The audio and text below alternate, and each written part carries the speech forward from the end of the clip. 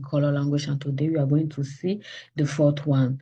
And the fourth one we are going to learn today is, or the paronyms we are going to learn today are odzwe and odzwe. Let's move to the screen so that you can easily understand and know how the words are spelled. Are you seeing my screen? Okay. I hope you are seeing my screen. Yes, as I was saying, today we are going to learn how to pronounce these paronyms. The first one is odzwe. Odzwe, which means banana.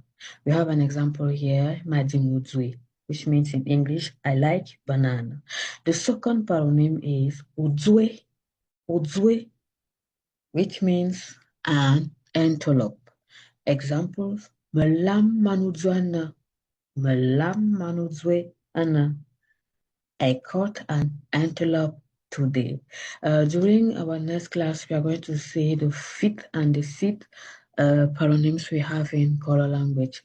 I encourage you to repeat and to learn even by yourself. You can add more examples and don't hesitate to reach out if you have any difficulty. So see you during our next class. Bibala. Bibala.